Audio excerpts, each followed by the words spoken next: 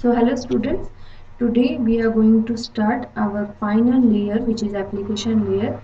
Application layer protocol we are discussing today's lecture. Previous lectures we have completed all the layers protocols. So let's start with today's last topic in the chapter of or unit of second. So first is DNS protocol. DNS stands for the domain name system. DNS is a directory service that provides a mapping between name of a host on the network and its numerical address. It is a functionality or functioning of the internet. DNS is a functioning of internet. Each node in the tree has a domain name or a full domain name.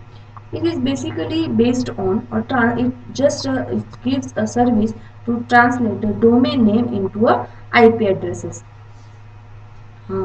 This allows the user of network to utilize user-friendly name when looking for the other host instead of remembering the IP address.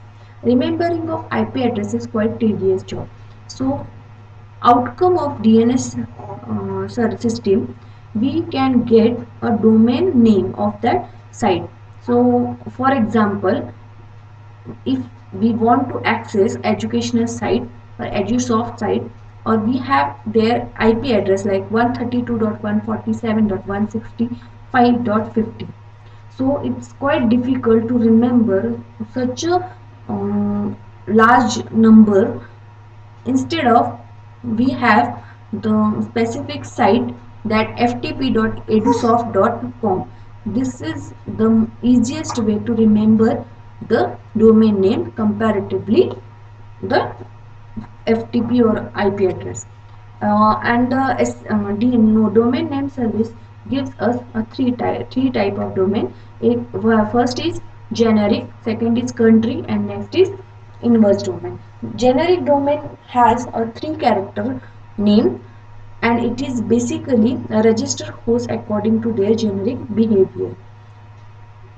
For example, if we are belonging to educational site, so our generic name is .edu, or if we are having a commercial site, then our domain generic domain name is .com. Like that, the generic name will be created. Second is country domain name. Country domain name is basically a name suggested with the country, or country is the same as the generic name. If we are belonging to the US or United States, there our country name is .us, and it requires only 2-character comparatively. Generic name requires a 3-character. Third is inverse domain. Inverse domain is use of mapping address to the name. Basically, it requires a mapping address which is based on the server has received a request from the client and gives the content to the server of authorized client. It sends a query to the DNS server. If client requires any information, then he gives the query to the DNS server and asking for the mapping address to the name. It is nothing but an inverse domain actually. So this is we learned DNS protocol. Then we have to learn about the FTP, next protocol. FTP stands for the File Transfer Protocol. It is a provided by the TCP/IP protocol, TCP/IP model for the transmitting a file. This name already suggested that this helps us to transfer the file or web pages between the internet. It is basically a host to sends a file to one host to another host. Next, it has some objectives that it help us to use downloading. Second thing is it shares the file. Third thing is it encourages to use a remote computer. And fourth thing is it transfers a data more reliable and efficiently comparatively other protocols. And because of that, we in day-to-day life we are using a FTP protocol more widely. Advantages and disadvantage is like that FTP is speedy, efficient, securely managed or more efficient.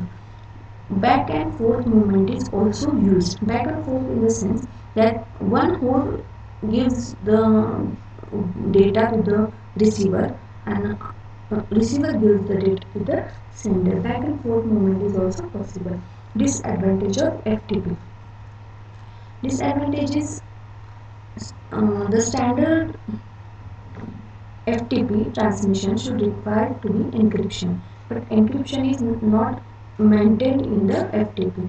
Second thing is FTP server serves two operation, which is to send or receive a large files on a network, but FTP gives only a 2 GB to send. Next thing, a password and the file content are sent in a clear text, so hacker can hack easily. And next thing,